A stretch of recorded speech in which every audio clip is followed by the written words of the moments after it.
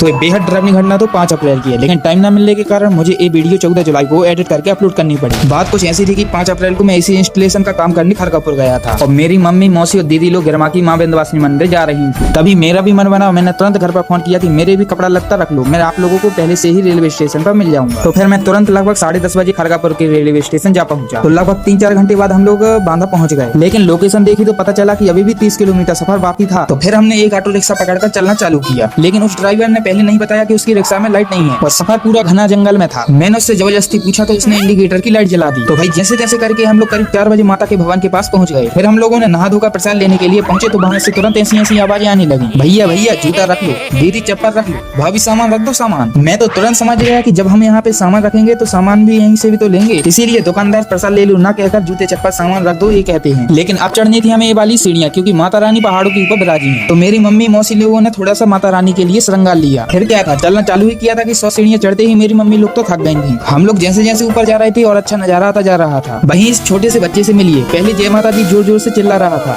लेकिन जब कैमरा ने तो इसकी पूरी दमी निकाल दी। तो फिर मैं पहुंच जाता हूँ माँ विंध्यवासिनी जी के दरबार में और नवरात्रि का लास्ट दिन था तो माँ अत्यंत प्रिय लग रही थी। तो जल्दी जल्दी हमने सभी देवी देवताओं के दर्शन किए और नीचे आकर बैठ गए। लेकिन हम लोगों ने दर्शन बहुत जल्दी कर लिए थे तो हम लोगों ने सोचा कि क्यों ना हम लोग चित्रकूट धाम चलें, और हमारे पास मात्र 30 मिनट बचे थे ट्रेन पकड़ने के लिए। तो तुरंत हम लोग चित्रकूट धाम के लिए निकल जाते हैं। चित्रकूट धाम पहुंचते ही हम लोग स्नान करने के लिए रामघाट नदी पर पहुंच जाते हैं। लेकिन मैं वहां पर स्नान कर ही रहा था कि मेरा एक पैर नीचे वाली सीढ़ी पर जा पहुंचा। अब जो हालात मेरे साथ हुए थे वो दोबारा सोचते ही मुझे डर लगने लगता है। मेरा पैर नीचे वाली सीढ़ी पर पहुंचा तो मैं फिर एक बार ऊपर उचका, मैं दूसरी बार फिर उचका। ये कहो कि मेरी मौसी ने मुझे दूसरा डूबा लेते हुए देख लिया था और मैंने तुरंत उन्हें अपना हाथ थमा दिया। लेकिन क्या था, पानी में हाथ पकड़ने से तो मौसी भी मेरे साथ पानी में झुक गई। मेरी मौसी को तो तैरना आता था, लेकिन उनका पैर साड़ी में बिध गया था, जिसकी वजह से वो भी मेरे साथ डूबा खा गई। लेकिन मेरी मौसी माँ ने कड़ी मेहनत करने के बाद मेरा हाथ छुड़ाकर मेरे बाल पकड़कर खींच लिए। और जब बाहर आकर हम लोग सीढ़ियों पर बैठे तो मुझे साक्षात यमराज के घोड़े नजर आ रहे थे। ये डर वही समझ सकता है जो कभी डूबा हो। फिर ये कहो कि चित्रकूट का पूरा सफर डरा डरा सा हुआ था। मैं तो मौसी माँ को धन्यवाद देता हूँ कि आपने स्वयं की परवाह न करते हुए मुझे देख लिया था और बचा लिया था, वरना शायद ये व्लॉग आज यहाँ ना आ पाता। वो लास्ट वीडियो ही मेरी यादगार बनी रह जाती। फिर हमने चित्रकूट के राम दरबार का दर्शन किया और विनती की कि आपके यहाँ जो भी आए उसे कभी भी निराश करके ना भेजना और ना ही कभी किसी नदी तालाब में डूबने वाली घटना होने देना। और फिर हम लोग वापस अपने घर के लिए निकल आते हैं, जहाँ ये भैया मुझे अपने घर के आसपास के ही मिल गए थे। इनसे सारा डिस्कस करने के बाद ये भाई भी कह रहे थे कि ये आपकी पहली माँ है तो अब आपकी ये दूसरी माँ है, क्योंकि माँ के अलावा शायद ही कोई अपनी स्वयं की परवाह किए बिना किसी को बचाता है। धन्यवाद मेरी प्यारी मौसी माँ। और मैं अपने ब्लॉग को यहीं पे खत्म करता हूँ। जुड़े रहिए आप अगले ब्लॉग तक।